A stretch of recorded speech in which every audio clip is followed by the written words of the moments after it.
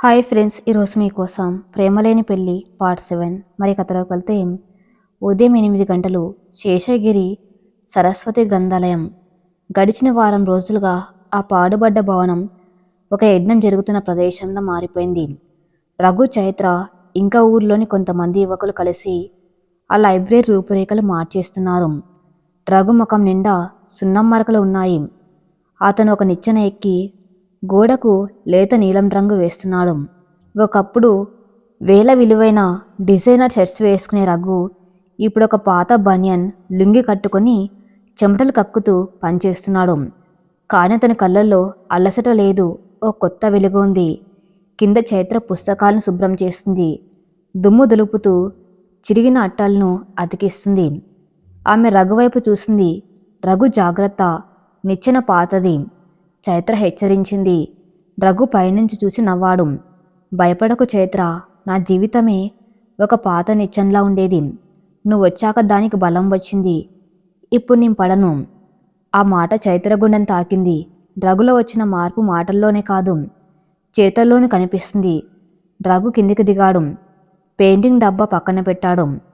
చైత్ర చేతిలో ఉన్న water bottle తీసుకుని గడగడ తాగాడు.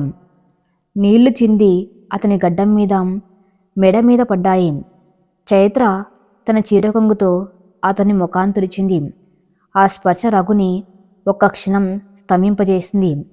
అతను చైత్ర చేతిని పట్టుకున్నాడు. చైత్ర, ఒకప్పుడు ఈ చేతులతో వండితే విసిరకొట్టాను, కానీ ఇప్పుడు ఈ చేతులే నా తలరాతను మారుస్తున్నాయి. నేను నీకు రుణపడి ఉంటాను. చైత్ర నెమ్మదిగా చేతిని వెనక్కి తీసుకుంది.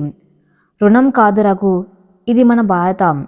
ఈ లైబ్రరీ బాగుపడితే రేపొద్దున ఇక చదువుకునే ప్రతి పిల్లవాడి రూపంలో మనకు పుణ్యం దక్కుతుంది. అదే మనకు శ్రీరామ రక్ష. రఘు చుట్టూ చూశాడు. పుస్తకాల అరలు ఇంకా ఖాళీగా ఉన్నాయి. చైత్ర, పుస్తకాలైతే శుభ్రం చేశాం, కానీ ఇంకా చాలా కొనాలి. మన దగ్గర డబ్బులు లేవు. నా జీతం సరిపోదు. నీ స్కాలర్షిప్ ఇంటి ఖర్చులకే సరిపోతుంది. ఎలా? నా దగ్గర ఒక ఐడియా ఉంది రఘు. మనం బుక్ డొనేషన్ డ్రైవ్ పెడదాం. సిటీలో శ్రీకి చాలామంది తెలుసు. రిషి సోషల్ మీడియాలో హెల్ప్ చేస్తాడు. పాత పుస్తకాలు ఎవరి దగ్గర ఉన్నా ఇవ్వమని అడుగుదాం. ఖచ్చితంగా స్పందన వస్తుంది. రఘు మొహం వెలిగిపోయింది. సూపర్ ఐడియా చైత్ర, నువ్వు నిజంగానే సరస్వతి పుత్రికవి. ఇద్దరు కలిసి పనులు నిమగ్నమయ్యారు. ఒకప్పుడు గొడవలతో దద్దరిల్లిన వారి బంధం ఇప్పుడు ఒక మంచి పనిలో మౌనంగా బలపడుతుంది. ఇది ప్రేమ అని పేరు పెట్టలేకపోవచ్చు, కానీ అంతకంటే బలమైన సహచర్యం. మధ్యాహ్నం 2 గంటలు హైదరాబాదు ఒక ఆర్ట్ గ్యాలరీ. శ్రీ అక్కడికి వచ్చింది. విక్రమ్ పిలిచాడు. అక్కడ గోడల నిండా మోడ్రన్ ఆర్ట్ పెయింటింగ్స్ ఉన్నాయి. వాతావరణం చాలా నిశ్శబ్దంగా హుందాగా ఉంది. విక్రమ్ ఒక పెయింటింగ్ వైపు చూస్తూ నిలబడి ఉన్నాడు. అతను సివిల్ డ్రెస్లో ఉన్నాడు. బ్లూ జీన్స్, వైట్ షర్టు, చాలా హ్యాండ్సమ్గా ఉన్నాడు. హాయ్ విక్రమ్, శ్రీ పలకరించింది. విక్రమ్ తిరిగాడు. అతని కళ్ళల్లో ఒక ప్రత్యేకమైన మెరుపు. హాయ్ శ్రీ, రా, ఈ పెయింటింగ్ చూడు. దీని పేరు రీబర్త్. ఒక బూడిద కప్పు నుండి ఫినిక్స్ పక్షి లేస్తున్నట్టుగా ఉంది. శ్రీ ఆ పెయింటింగ్ వైపు చూసింది. చాలా బాగుంది విక్రమ్. బహుశా నా కథ కూడా అంతేనేమో. అందుకే నిన్ను ఇక్కడికి పిలిచాను శ్రీ. విక్రమ్ గొంతులో గాంభీర్యం వచ్చింది. శ్రీ విక్రమ్ వైపు చూసింది. విక్రమ్ ఆమెకు ఎదురుగా నిలబడ్డాడు. శ్రీ, మనం పరిచయం అయ్యి కొద్ది రోజులైంది, కానీ కొన్ని పరిచయాలకు కాలంతో పనిలేదు, సాంద్రత ముఖ్యం. నీ పుస్తకం చదివినప్పుడు నీ మీద గౌరవం కలిగింది.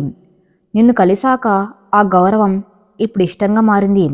నీ గతం నా గతం రెండు గాయాలమయమే. రెండు పగిలిన మనసులు కలిస్తే ఒకరినొకరు అతుక్కొని బలంగా మారతారని నేను నమ్ముతాను. శ్రీ ఊపిరి బిగపట్టింది. విక్రమ్ ఏం చెప్పబోతున్నాడో ఆమెకు అర్థమవుతుంది. శ్రీ, నేను నిన్ను ప్రేమిస్తున్నాను అని చెప్పను, ఎందుకంటే ప్రేమ అనే పదానికి అర్థం మారిపోయింది. కానీ నేను నీకు తోడుగా ఉంటాను. నీ స్వేచ్ఛను గౌరవిస్తాను. నీ రాతకు, నీ ఆలోచనలకు అడ్డురాను. నా లైఫ్లోకి రావడానికి నీకు ఇష్టమేనా? విక్రమ్ ప్రపోజల్లో సినిమాటిక్ డ్రామా లేదు. మోకాళ్ళ మీద నిలబడలేదు. గులాబీలు ఇవ్వలేదు. కేవలం ఒక నిజాయితీ గల మాట, ఒక ప్రామిస్. శ్రీ మౌనంగా ఉంది. విక్రమ్ చాలా మంచివాడు, స్టేబుల్, మెచ్యూర్డ్, తను అర్థం చేసుకునేవాడు. ఈ అమ్మాయికైనా తను ఐడియల్ పార్ట్నర్. కానీ తన మనసులో ఏదో మూల ఒక చిన్న సందేహం. ఈ సందేహం అర్జున్ గురించా లేక రిషి గురించా? విక్రమ్, శ్రీ నెమ్మదిగా మొదలుపెట్టింది. నీ నిజాయితీకి థ్యాంక్స్. నువ్వు అడిగిన విధానం నాకు నచ్చింది, కానీ ఇంకా అర్జున్ జ్ఞాపకాలు ఉన్నాయా? విక్రమ్ సూటిగా అడిగాడు. అర్జున్ కాదు విక్రమ్, అర్జున్ చాప్టర్ క్లోజ్ అయింది. కానీ నా మనస్సు ఇంకా పూర్తిగా కోలుకోలేదు. నేనిప్పుడు ఎస్ చెప్తే అది కేవలం నా భద్రత కోసం తీసుకున్న నిర్ణయం అవుతుంది. నేను నిన్ను వాడుకున్నట్లు అవుతుంది. నాకు కొంచెం టైం కావాలి ప్లీజ్. విక్రమ్ నవ్వాడు. Take your time Sri. నేను ఎక్కడికి వెళ్ళటం లేదు. కానీ ఒక్కటి గుర్తుపెట్టుకో, ఒంటరిగా ప్రయాణించడం గొప్పే కావచ్చు, కానీ తోడుగా ప్రయాణించడం ఆనందాన్ని ఇస్తుంది. ఆలోచించు. విక్రమ్ మళ్ళీ ఆ పెయింటింగ్ వైపు తిరిగాడు. శ్రీకి అతని పరిణితి నచ్చింది. తను నో చెప్పినా వెయిట్ చేయమన్నా అతను హట్ అవ్వలేదు. అర్థం చేసుకున్నాడు. సాయంత్రం 6 గంటలు రిషి అపార్ట్మెంట్. రిషి బాల్కాన్లో కూర్చుని ఉన్నాడు. చేతిలో కాఫీ కప్ ఉంది, కానీ అది చల్లబడిపోయింది. గడిచిన వారం రోజులుగా అతను నరకం అనుభవిస్తున్నాడు. తను తాగిన మైకంలో శ్రీనన్న మాటలు ఆమెను దూరం చేశాయి. శ్రీ హాస్టల్ ఖాళీ చేసి వెళ్ళిపోయింది. కొత్త అడ్రస్ తెలియదు. ఫోన్ చేస్తే స్విచ్ ఆఫ్ వస్తుంది. నేను ఎంత పెద్ద తప్పు చేశాను. నా అసూయతో ఉన్న ఒక ఫ్రెండ్ని పోగొట్టుకున్నాను. రిషి తన్ని తాన్ని తిట్టుకున్నాడు. అప్పుడే డోర్ బెల్ మోగింది. రిషి వెళ్ళి తలుపు తీశాడు. ఎదురుగా చైత్ర. చైత్ర, నువ్వా? రిషి ఆశ్చర్యపోయాడు. చైత్ర లోపలికి వచ్చింది. ఆమె చేతిలో ఒక బాక్స్ ఉంది. రిషి, ఏంటి దేవదాసుల తయారయ్యావు? గడ్డం పెంచావు, కళ్ళ కింద వలయాలు, ఏమైంది? చైత్ర మందలింపుగా అడిగింది. అంతా అయిపోయింది చైత్ర. శ్రీ నన్ను వదిలేసింది. నేను ఆమెను చాలా హర్ట్ చేశాను. రిషి కళ్ళలో నీళ్లు తిరిగాయి. చైత్ర సోఫాలో కూర్చుంది. నువ్వు హర్ట్ చేసింది నిజమే రిషి. శ్రీ చాలా సెన్సిటివ్, కానీ నువ్వు ఆమె కోసం చేసిన సాయం కూడా అంతే నిజం. ఆ సైలెంట్ ఫ్రెండ్ క్యాంపెయిన్ గురించి శ్రీకి తెలుసు. రిషి తల ఎత్తాడు. తెలుసా? అవును, అందుకే ఆమె నిన్ను పూర్తిగా ద్వేషించడం లేదు, కానీ నీ పొజిటివ్నెస్ ఆమెను భయపెడుతుంది. రిషి, ప్రేమ అంటే పంజరం కాదు, ఆకాశం. నువ్వేమను బంధించాలని చూస్తున్నావు. విక్రమ్ ఆమెకు స్వేచ్ఛ ఇస్తున్నాడు, అందుకే ఆమె విక్రమ్ వైపు చూస్తుంది. రిషి తలదించుకున్నాడు. నిజమే చైత్ర, నాకు అర్థమైంది. విక్రమ్ ఆమెకు కరెక్టేమో. అది శ్రీ డిసైడ్ చేయాలి రిషి, నువ్వు కాదు. ఇదిగో ఈ బాక్స్ శ్రీ నీ కోసం పంపింది. రిషి ఆశ్చర్యంగా ఆ బాక్స్ తీసుకున్నాడు. తెరిచాడు. అందులో అతని ఫేవరెట్ వాచ్ ఉంది. దాంతోపాటు ఒక చిన్న నోటు.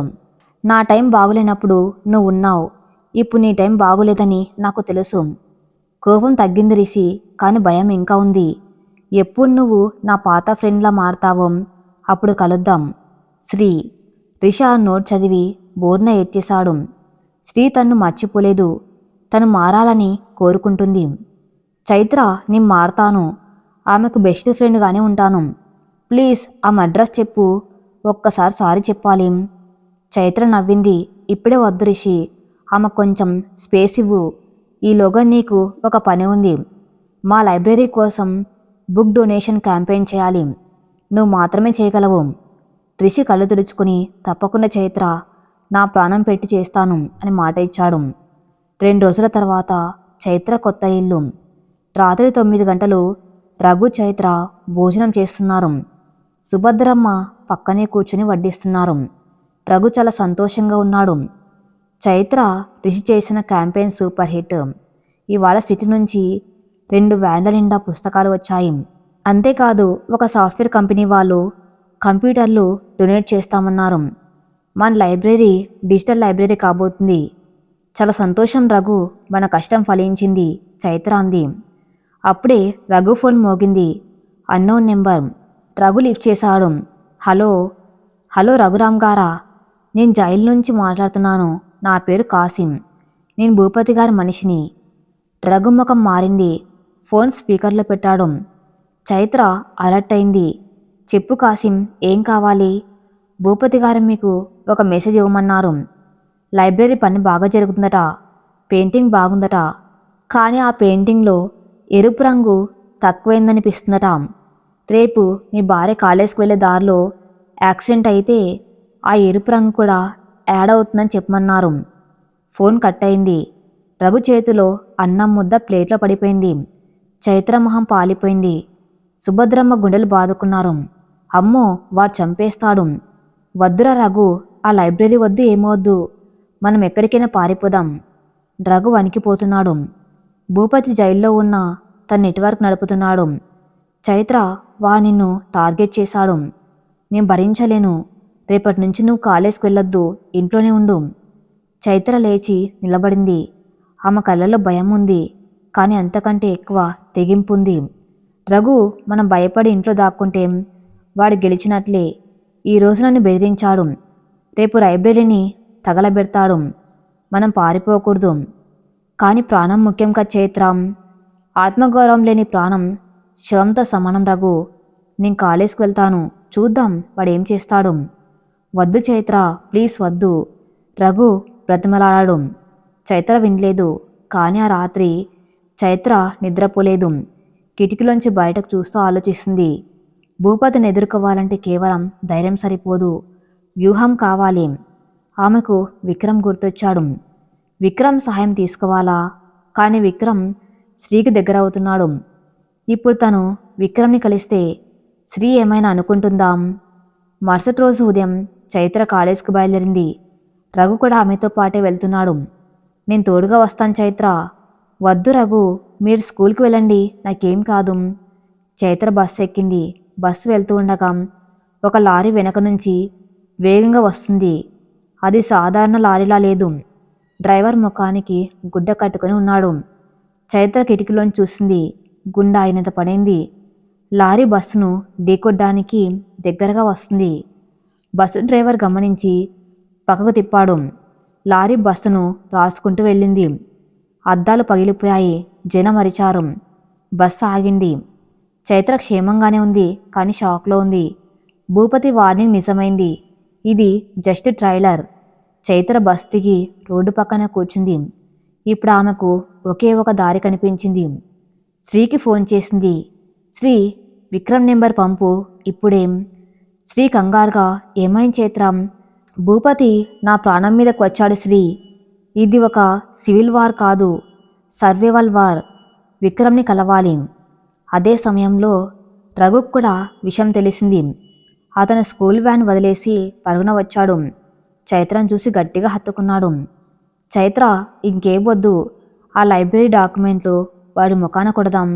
నీ ప్రాణం కంటే నాకేది ముఖ్యం కాదు. చైత్ర రఘుని నెట్టేసింది. డాక్యుమెంట్లు ఇస్తే శేషగిరి తాత ఆత్మ ఘోషిస్తుంది. రఘు, మనం పోరాడాలి, కానీ ఈసారి లీగల్గా కాదు, పొలిటికల్గా, పేపర్తో పోరాడాలి. విక్రమ్ మనకి హెల్ప్ చేస్తాడు. చైత్ర నిర్ణయం తీసుకుంది. ఒక సామాన్య గృహిణి వ్యవస్థతో పోరాడడానికి సిద్ధమైంది. Hyderabad ACP Vikram office. మధ్యాహ్నం 12 గంటలు. చైత్ర, శ్రీ, రఘు విక్రమ్ క్యాబిన్లో కూర్చుని ఉన్నారు. చైత్ర ముఖంలో ఇంకా ఆ లారీ సంఘటన తాలూకు షాక్ అనిపిస్తుంది. రఘు ఆందోళనగా ఉన్నాడు. శ్రీ మాత్రం విక్రమ్ వైపు ఆశగా చూస్తుంది. విక్రమ్ ఫైల్ మూసి వారి వైపు చూశాడు. చైత్ర, నువ్వు చేసిన చాలా ధైర్యమైన పని. ఆ సమయంలో భయపడి వెనక్కి తగ్గి ఉంటే భూపతి గెలిచేవాడు.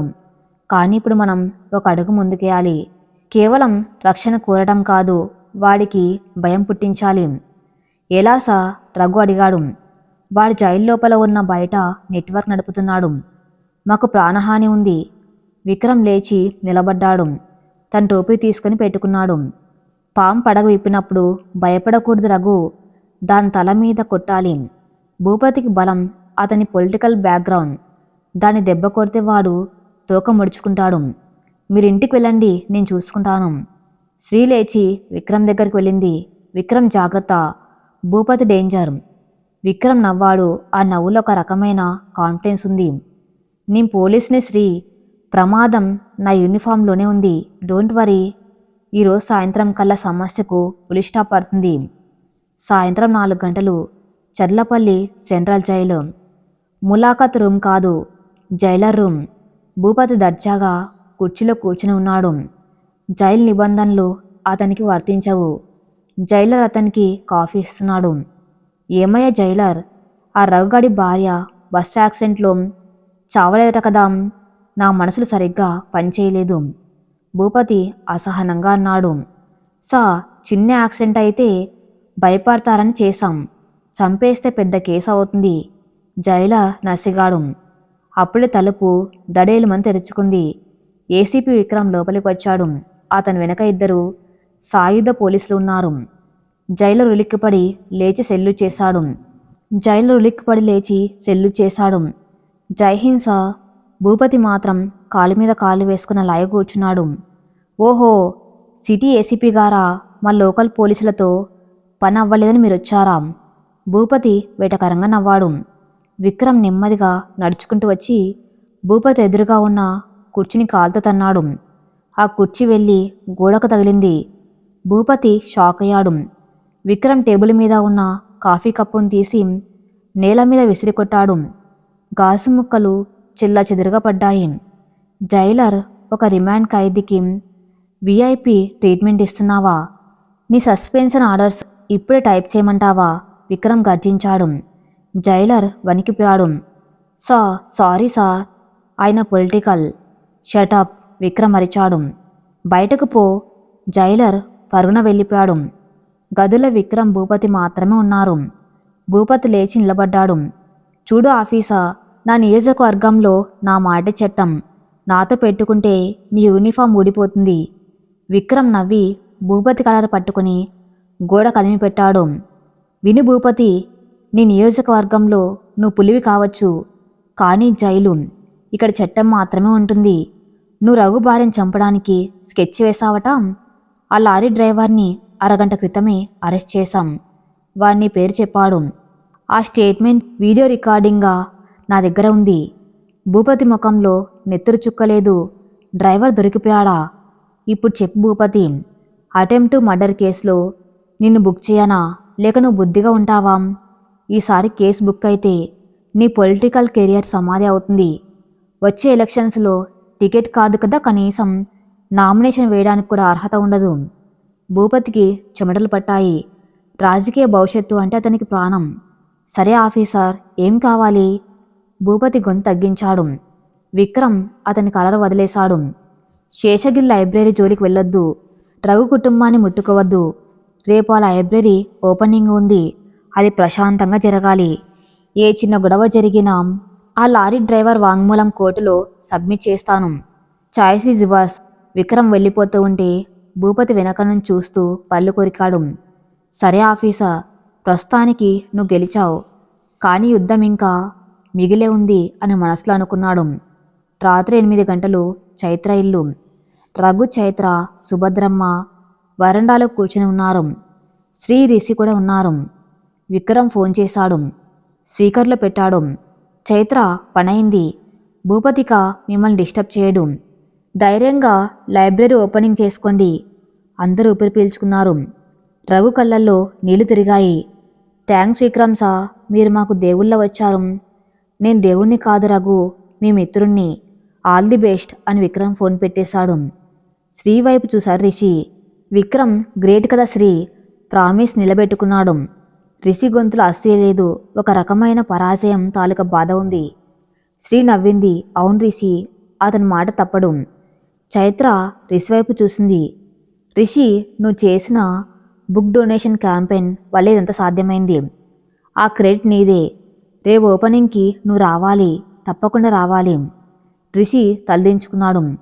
వస్తాను చైత్ర, కానీ ఒక గెస్ట్గా కాదు, వాలంటీర్గా వస్తాను. వెనక ఉండి పని చూసుకుంటాను. శ్రీ రిషి చెయ్యి పట్టుకుంది. రిషి, మనం స్నేహితులం. నువ్వు వెనక ఉండకూడదు, నా పక్కన ఉండాలి. రేపు రిబ్బన్ కటింగ్ నీ చేతులతోనే జరగాలి. రిషి షాక్ అయ్యాడు. నేనా? వద్దు శ్రీ, విక్రమ్ ఉన్నాడు కదా, అతను పోలీస్ ఆఫీసర్, అతను చేస్తే బాగుంటుంది. విక్రమ్ రక్షణ ఇచ్చాడు, కానీ నువ్వు ప్రాణం పోసావు రిషి. ఆ పుస్తకాలు నువ్వు తెచ్చినవే, కాదనకు. శ్రీ బ్రతిమలాడింది. రిషి కళ్ళలో ఆనందం. శ్రీ తన్ని ఇంకా గౌరవిస్తుంది, ఆ చాలు. మరుసటి రోజు ఉదయం శేషగిరి సరస్వతి గ్రంథాలయం. ఆ పాడుబడ్డ భవనం ఇప్పుడు కళ్ళకల్లారుతుంది. గోడలకు లేత నీలం రంగు, చుట్టూ రంగురంగుల పూల మొక్కలు, గేటుకి బంతిపూల దండలు, ముందు ఒక చిన్న వేదిక. ఊరి జనం, పిల్లలు పెద్దలు అందరూ వచ్చారు. వాళ్ళ కళ్ళల్లో కొత్త ఆశ. ఇన్నాళ్ళు పేకాట క్లబ్గా ఉన్న చోటు ఇప్పుడు చదువుల గుడిగా మారింది. రఘు, చైత్ర పట్టుబట్టలు కట్టుకుని ఉన్నారు. సుభద్రమ్మ హారతి పళ్ళెంతో సిద్ధంగా ఉన్నారు. విక్రమ్ వచ్చాడు. యూనిఫామ్లో కాదు, సివిల్స్లో. రిషి, శ్రీ కూడా వచ్చారు. రఘు మైక్ తీసుకున్నాడు. అందరికీ నమస్కారం. నేనొకప్పుడు వ్యాపారిని. లాభం లేని పని చేసేవాణ్ణి కాదు. కానీ ఈరోజు లాభం ఆశించకుండా ఒక పని చేస్తున్నాను. అది నాకు ఇస్తున్న తృప్తి కోట్లలో కూడా దొరకదు. ఈ లైబ్రరీ మా తాతగారి కళ. దీన్ని కాపాడడానికి నా భార్య చైత్ర చేసిన పోరాటం మరవలేంది. ఆమె లేకపోతే నేను ఈరోజు ఇక్కడ ఉండేవాణ్ణే కాదు. అందరూ చప్పట్లు కొట్టారు. చైత్ర సిగ్గుపడింది. తర్వాత చైత్ర మాట్లాడింది. ఈ విషయం మాది కాదు, మీ అందరిది. చదువు ఒక్కటే మన తలరాతను మారుస్తుంది. ఈ లైబ్రరీ తలుపులు ఎప్పుడు తెరిచే ఉంటాయి. ఇక్కడ జాతి, మతం, పేద ధనిక అని తేడా లేదు. అందరు రండి, చదువుకోండి. ఇప్పుడు రిబ్బన్ కటింగ్ సమయం. శ్రీ రిషిని ముందుకు పిలిచింది. రా రిషి. రిషి మొహమాటంగా వచ్చాడు. విక్రమ్ కూడా పక్కన నిలబడ్డాడు. రిషి కత్తెర తీసుకున్నాడు. అతని చేతులు వణుకుతున్నాయి. వద్దు శ్రీ, విక్రమ్ సార్ కట్ చేస్తారు అని కత్తెర విక్రమ్కి ఇవ్వబోయాడు. విక్రమ్ నవ్వి రిషి భుజం తట్టాడు. రిషి, ఒక చెట్టును నాటడం గొప్ప, దానికి కంచె వేయటం బాధ్యత. నేను కంచెని మాత్రమే. నువ్వు నీరు పోసి పెంచావు, నువ్వే కట్ చేయి. రిషి కళ్ళల్లో నీళ్లు తిరిగాయి. విక్రమ్ గొప్పతనం అతనికి అర్థమైంది. రిషి రిబ్బన్ కట్ చేశాడు. అందరూ చప్పట్లు కొట్టారు. పిల్లలు కేరింతలు కొడుతూ లోపలికి పరుగు తీశారు. పుస్తకాలను ఆశగా చూస్తున్నారు. రఘు ఒక పక్క నిలబడి ఆ దృశ్యాన్ని చూస్తున్నాడు. అతని జీవితంలో మొదటిసారి ఇంత స్వచ్ఛమైన ఆనందాన్ని అనుభవిస్తున్నాడు. సుభద్రమ్మ వచ్చి కొడుకు తల నిమిరారు.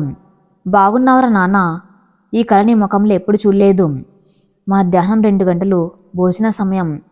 లైబ్రరీ వెనుక చిన్న పంక్తి భోజనాలు ఏర్పాటు చేశారు. చైత్ర, రఘు స్వయంగా వడ్డిస్తున్నారు. శ్రీ, విక్రమ్ ఒక చెట్టు కింద కూర్చుని తింటున్నారు. రిషి కొంచెం దూరంగా పిల్లలతో ఆడుకున్నాడు. విక్రమ్, శ్రీ పిలిచింది. చెప్పు శ్రీ. రిషిని చూసావా, ఎంత హ్యాపీగా ఉన్నాడు. పిల్లలంటే వాడికి ప్రాణం. వాళ్ళలో ఒక ఇన్నోసెన్స్ ఉంది విక్రమ్, అది నాకు చాలా ఇష్టం. విక్రమ్ తినడం ఆపి శ్రీ వైపు చూశాడు. శ్రీ, నీకు ఒక నిజం చెప్పనా? ఏంటి? నీ కళ్ళు రిషిని చూస్తున్నప్పుడు వెలిగిపోతాయి. నన్ను చూస్తున్నప్పుడు కేవలం గౌరవం ఉంటుంది. ప్రేమ గౌరవానికి చాలా తేడా ఉంది శ్రీ. నువ్వు రిషిని ప్రేమిస్తున్నావు. అది నీకు ఇంకా తెలియకపోవచ్చు, కానీ నాకు తెలుస్తుంది. శ్రీ ఆశ్చర్యపోయింది. నేనా రిషిని ప్రేమిస్తున్నానా? లేదు విక్రమ్, మేం జస్ట్ ఫ్రెండ్స్. ఫ్రెండ్షిప్లో నుంచే గొప్ప ప్రేమ పుడుతుంది శ్రీ. అర్జున్తో నీది ఆకర్షణ లేదా అవసరం, కానీ రిషితో నీది ఆత్మబంధం. నువ్వు రిషిని దూరం పెట్టినప్పుడు నీ బాధను చూశాను. అదే నేను దూరం అయితే నువ్వు బాధపడవు, జస్ట్ మిస్ అవుతావు. ఆలోచించు. విక్రమ్ మాటలు శ్రీ మెదల్లో ఒక బాంబులా పేలాయి. నిజమేనా? తను రిషిని ప్రేమిస్తుందా? అందుకేనా రిషి విక్రమ్తో గొడవ పడినప్పుడు అంత కోపం వచ్చింది? అందుకేనా రిషి దూరమయ్యాక అంత వెల్తిగా అనిపించింది? శ్రీ రిషి వైపు చూసింది. అతను ఒక చిన్న పాప కథ చెప్తున్నాడు. అతని నవ్వులో ఎంత స్వచ్ఛత ఉంది. శ్రీ గుండెలో ఒక కొత్త తలుపు తెరుచుకుంది. సాయంత్రం 6 గంటలు. అందరు వెళ్ళిపోతున్నారు. రఘు లైబ్రరీ తాళం వేస్తున్నాడు. చైత్ర, ఈరోజు చాలా అలసిపోయాం, కానీ మనసు నిండిపోయింది. అవును రఘు, పద ఇంటికి వెళ్దాం, అత్తయ్య గారు వెయిట్ చేస్తుంటారు. ఇద్దరు బస్ స్టాప్కి నడుస్తున్నారు. హఠాత్తుగా ఒక బైక్ వేగంగా వచ్చి ఆగింది. హెల్మెట్ పెట్టుకున్న వ్యక్తి రఘుని పిలిచాడు. రఘురామ్ గారు. రఘు ఆగిపోయాడు. ఎవరు? ఆ వ్యక్తి హెల్మెట్ తీశాడు. సురేష్, రఘుని మోసం చేసి ఇంటి పత్రాలు తాకట్టు పెట్టి పారిపోయిన స్నేహితుడు. అతని బట్టలు చిరిగిపోయి ఉన్నాయి, ముఖం మీద దెబ్బలు ఉన్నాయి. రఘు షాక్ అయ్యాడు. సురేష్, నువ్వా? సురేష్ రఘు కాళ్ళ మీద పడ్డాడు. నన్ను క్షమించు రఘు. నేను నిన్ను మోసం చేశాను. ఆ డబ్బుతో ఫారిన్ వెళ్దామనుకున్నాను. కానీ ఎయిర్పోర్ట్లోనే నన్ను పట్టుకున్నారు. ఆ ఫైనాన్స్ వాళ్ళు నన్ను కిడ్నాప్ చేసి చిత్రహింసలు పెట్టారు. డబ్బులు మొత్తం లాక్కున్నారు. ఇప్పుడు నాకు చిల్లి గవ్వలేదు. తినడానికి తిండి లేదు. రఘుకి కోపం వచ్చింది. కాలర్ పట్టుకుని లేపాడు. నీ వల్ల నా కుటుంబం రోడ్డున పడిందిరా. మా అమ్మ నగలు పోయాయి. నా ఇల్లు పోయింది. నిన్ను చంపేయాలని ఉంది. చైత్ర రఘు నాపింది. వద్దు రఘు, వాడిని చూస్తే జాలేస్తుంది. పాపం పండింది, వదిలేయండి. సురేష్ ఏడుస్తూ, రఘు, ఆ ఇల్లు ఇంకా ఫైనాన్స్ వాళ్ళ చేతిలోనే ఉంది. కానీ ఒక విషయం, ఆ అగ్రిమెంట్లో నేను ఫోర్జరీ సంతకం చేశాను. అది నువ్వు కోర్టులో నిరూపిస్తే నీ ఇల్లు నీకు వస్తుంది. రఘు, చైత్ర ఒకరి ముఖాలొకరు చూసుకున్నారు. ఫోర్జరీనా అంటే ఆ ఇల్లు మళ్ళీ దక్కించుకునే అవకాశం ఉందా? కానీ ఇప్పుడు వాళ్ళకి ఆ పెద్ద ఇల్లు కావాలా, లేక ఈ చిన్న లైబ్రరీ ప్రపంచమే చాలా? రఘు సురేష్ని వదిలేశాడు. పో సురేష్, నీ పాపమే నిన్ను శిక్షిస్తుంది. ఆ ఇల్లు నాకు వచ్చినా రాకపోయినా నాకు అనవసరం. నాకు ఇప్పుడున్న శాంతి చాలు. సురేష్ తలదించుకుని చీకట్లో కలిసిపోయాడు. చైత్ర రఘు చేయి పట్టుకుంది. రఘు, ఆ ఇల్లు మన కష్టార్జితం. దాన్ని వదులుకోకూడదు. మనం పోరాడదాం. అది మన హక్కు. రఘు ఆలోచించాడు. సరే చైత్ర, నీ ఇష్టం. కానీ ఒక కండిషన్. ఆ ఇల్లు వచ్చాక కూడా మనం మన జీవనశైలి మార్చుకోకూడదు. ఈ లైబ్రరీనే మన ప్రాణం. ప్రామిస్ రఘు, చైత్ర మాటిచ్చింది. బస్ వచ్చింది. ఇద్దరు ఎక్కారు. వెనుక లైబ్రరీ దీపాలు వెలుగుతూనే ఉన్నాయి. ఓ కొత్త యుద్ధం మొదలవబోతుంది. ఈసారి ఆస్తి కోసం కాదు, హక్కు కోసం. మరోవైపు శ్రీ విక్రమ్ చెప్పిన మాటలతో మదన పడుతుంది. రిషిని ప్రేమిస్తున్నానా? అయితే విక్రమ్కి ఏం సమాధానం చెప్పాలి? రిషికి ఎలా చెప్పాలి? ఉదయం 10 గంటలు నాంపల్లి సివిల్ కోర్ట్ ప్రాంగణం. నల్లకోట్లు వేసుకున్న లాయర్లు, తమ ఫైళ్లను గుండెలకు హత్తుకొని తిరుగుతున్న క్లయింట్లు, టైప్ రైటర్ల టకటక శబ్దాలు. ఆ వాతావరణం ఎప్పుడు ఒక రకమైన గంభీరతను సంతరించుకొని ఉంటుంది. అక్కడ గెలుపు ఓటములు కాగితాల మీద నిర్ణయించబడతాయి. చైత్ర, రఘు ఒక బెంచ్ మీద కూర్చుని ఉన్నారు. వారి పక్కనే సురేష్ తలదించుకుని కూర్చున్నాడు. అతని ముఖంలో భయం స్పష్టంగా కనిపిస్తుంది. తను చేసిన మోసం తన మెడకే చుట్టుకుందని అతనికి అర్థమైంది. చైత్ర లాయర్ ప్రకాష్ గారు ఫైల్ చూస్తున్నారు. ఆయన వయసు 60 ఏళ్ళు ఉంటుంది.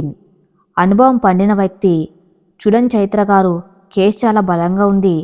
సురేష్ అప్రూవల్గా మారడానికి సిద్ధంగా ఉన్నాడు కాబట్టి ఆ ఇంటి పత్రాల మీద ఉన్నది రఘుగారి సంతకం కాదు, ఫోర్జరీ అని నిరూపించడం సులభమే. ఫోరెన్సిక్ రిపోర్ట్ వస్తే చాలు. ఆ ఫైనాన్స్ వాళ్ళు ఆ ఇంటిని ఆక్రమించుకోవడం చెల్లదు. రఘు ఆశగా అడిగాడు. అంటే ఇల్లు మాకు వచ్చేస్తుందా సార్? లాయర్ నవ్వారు. అంత త్వరగా కాదు రఘుగారు. సివిల్ కేసులు నత్తనడక సాగుతాయి. ఫైనాన్స్ వాళ్ళు కూడా పెద్ద లాయర్లని పెడతారు. వాళ్ళు స్టే తెస్తారు. కనీసం 6 నెలలు పెట్టచ్చు. కానీ ఒకటి మాత్రం నిజం, న్యాయం మీ వైపే ఉంది. చైత్ర దీర్ఘంగా ఊపిరి తీసుకుంది. సమయం ఎంత పట్టినా పర్లేసా, కానీ మా ఆత్మగౌరవం మాకు ముఖ్యం. ఆ ఇల్లు నా భర్త కష్టార్జితం. దాన్ని ఎవరో మోసగాలు కాజేస్తే చూస్తూ ఊరుకోలేం. లాయర్ తల ఊపారు. మంచిది, ఈరోజే పిటిషన్ వేస్తున్నాను. సురేష్ వాంగ్మూలం రికార్డ్ చేయిస్తాను. మీ దగ్గర లాయర్ ఫీజులకు డబ్బులు? రఘు తడబడ్డాడు. అతని జేబులో 100 రూపాయలు కూడా లేవు. చైత్ర తన బ్యాగ్లోంచి ఒక కవర్ తీసింది. అందులో 10,000 రూపాయలు ఉన్నాయి. ఇదిగోండి సార్, మిగిలింది వాయిదా పద్ధతిలో కడతాను. లాయర్ ఆశ్చర్యపోయారు. ఒకప్పుడు కోట్ల ఆస్తి ఉన్న రఘురాం భార్య ఈరోజు 10,000 ఇవ్వడానికి కూడా కష్టపడుతుంది. కానీ ఆమె కళ్ళల్లో ఉన్న నిజాయితీ ఆయనకు నచ్చింది. పర్లేదమ్మాయి, తొందర ఏం లేదు. కేసు గెలిచాక ఇద్దువు గాని ముందు పేపర్స్ మీద సంతకం పెట్టు. చైత్ర సంతకం పెట్టింది. అది కేవలం సంతకం కాదు, ఆమె చేస్తున్న మరో యుద్ధానికి నాంది. మధ్యాహ్నం 1 గంట హైదరాబాదులో ఒక పార్క్. శ్రీ ఒక చెట్టు కింద బెంచ్ మీద కూర్చుని ఉంది. ఆమె చేతిలో ఒక చిన్న గులాబీ పువ్వు ఉంది. మనసులో 1000 ఆలోచనలు. విక్రమ్ చెప్పిన మాటలు ఆమెను ఇంకా వెంటాడుతున్నాయి. నువ్వు రిషిని ప్రేమిస్తున్నావు, అది నీకు ఇంకా తెలియకపోవచ్చు. నిజమేనా? శ్రీ కళ్ళు మూసుకుంది. అర్జున్ గుర్తొచ్చాడు. అదంతా ఉన్నప్పుడు ఎప్పుడూ ఒక రకమైన ఉత్కంఠ ఉండేది. అతనికి నచ్చుతుందా, కోపం వస్తుందా అనే భయం ఉండేది. కానీ రిషితో ఉన్నప్పుడు ఎప్పుడూ భయం లేదు. తను ఏడ్చినా నవ్వినా పిచ్చిగా వాగినా రిషి భరించాడు. తన్ని జడ్జ్ చేయలేదు. అర్జున్ ప్రేమ సముద్రం లాంటిది. ఉవ్వెత్తున ఎగిసిపడే అలలు ప్రమాదం. రిషి ప్రేమ నది లాంటిది, ప్రశాంతంగా జీవంధారగా ప్రవహించేది. శ్రీ కళ్ళు తెరిచింది. అవును, తను రిషిని ప్రేమిస్తుంది. ఇన్నాళ్ళు స్నేహం అనే ముసుగులో దాన్ని గుర్తించలేకపోయింది. ఇప్పుడు చెప్పాలి, ఆలస్యం చేయకూడదు. ఫోన్ తీసింది. రిషికి మెసేజ్ చేసింది. రిషి, మనం కలవాలి, ఇప్పుడే పార్కు దగ్గరకు రామ్. రిషి ఆన్లైన్లో ఉన్నాడు, కానీ రిప్లై ఇవ్వలేదు. శ్రీ మళ్ళీ చేసింది. ప్లీజ్ రిషి, ఇంపార్టెంట్ విషయం మాట్లాడాలి. 10 నిమిషాల తర్వాత రిప్లై వచ్చింది. నేను బిజీగా ఉన్నాను శ్రీ, విక్రమ్తో మాట్లాడుకో. శ్రీ గుండె చివుక్కుమంది. రిషి ఇంకా అపార్థం చేసుకుంటూనే ఉన్నాడు. ఆమె వెంటనే కాల్ చేసింది. రిషి లిఫ్ట్ చేయలేదు. రెండోసారి చేసింది. కట్ చేశాడు. శ్రీకి కోపం, బాధ రెండు కలిశాయి. వీడికెంత పొగరు! నేనేమో నా ప్రేమను చెప్పడానికి ఇంత తపన పడుతూ ఉంటే వాడు కనీసం ఫోన్ కూడా ఎత్తడం లేదు. శ్రీ లేచింది. నేరుగా రిషి ఇంటికి వెళ్ళాలని నిర్ణయించుకుంది. సాయంత్రం 4 గంటలు. రిషి అపార్ట్మెంటు. రిషి ఇల్లంతా సామాన్లు సర్దేసి ఉన్నాయి. అట్టపెట్టెలు మూసి టేపేసి ఉన్నాయి. రిషి ఒక సూట్ కేసులో బట్టలు సర్దుతున్నాడు. అతని కళ్ళు ఎర్రగా ఉన్నాయి. డోర్ బెల్ మోగింది. రిషి విసుగ్గా వెళ్ళి తలుపు తీశాడు. ఎదురుగా శ్రీ. రిషి షాక్ అయ్యాడు. నువ్వా, ఇక్కడికి ఎందుకు వచ్చావు? శ్రీ లోపలికి వచ్చింది. సామాన్లు చూసి ఆశ్చర్యపోయింది. ఏంటి రిషి ఇదంతా? ఎక్కడికి వెళ్తున్నావు? రూమ్ ఖాళీ చేస్తున్నావా? రిషి ముఖం తిప్పుకున్నాడు. అవును, ఖాళీ చేస్తున్నాను. బెంగళూరు వెళ్తున్నాను. అక్కడ జాబ్ వచ్చింది. బెంగళూరా? నాకు చెప్పకుండా ఎప్పుడు డిసైడ్ అయ్యావు? శ్రీ గొంతులో ఆవేదన. నిన్ననే. అయినా నీకు చెప్పాల్సిన అవసరం ఏముంది శ్రీ? నువ్వు నీ లైఫ్లో బిజీగా ఉన్నావు కదా. విక్రమ్ ఉన్నాడు. నీ పుస్తకం ఉంది. నీకు సక్సెస్ ఉంది. నా అవసరం నీకు లేదు కదా. రిషి గొంతులో చేదు ఉంది. శ్రీ అతని దగ్గరికి వెళ్ళి అతని చేతిని పట్టుకుంది. రిషి, నన్ను శిక్షించడం ఆపుతావా? నువ్వు నా ఫ్రెండ్వి. నువ్వు లేకుండా నేను ఎలా ఉంటాను? రిషి ఆమె చేతిని వదిలించుకున్నాడు. అదే నా సమస్య శ్రీ. ఫ్రెండు ఈ పదం వింటేనే నాకు పిచ్చెక్కుతుంది. నేను నిన్ను ఫ్రెండ్లా చూడలేకపోతున్నాను. నిన్ను ప్రేమిస్తున్నాను. నువ్వు విక్రమ్తో తిరుగుతుంటే, నవ్వుతుంటే నా ప్రాణం పోతుంది. ఆ నరకం భరించలేకని దూరం వెళ్తున్నాను. కనీసం అక్కడైనా నిన్ను మర్చిపోగలనేమో అని. శ్రీ మౌనంగా అతన్నే చూస్తుంది. రిషి కళ్ళల్లో ఎంత ప్రేమ ఉందో అంతకంటే ఎక్కువ బాధ ఉంది. శ్రీ చిన్నగా నవ్వింది. రిషికి కోపం వచ్చింది. నవ్వుతున్నావా? నా బాధ నీకు జోక్లా ఉందా? లేదు రిషి, నువ్వింత అమాయకుడివని నవ్వుతున్నాను. నువ్వు బెంగళూరు వెళ్ళినా, అమెరికా వెళ్ళినా నన్ను మర్చిపోలేవు. ఛాలెంజ్ చేస్తున్నావా? కాదు, ప్రామిస్ చేస్తున్నాం. ఎందుకంటే నేను కూడా నేను మర్చిపోలేను కాబట్టి. రిషి స్టన్ అయ్యాడు. ఏంటి?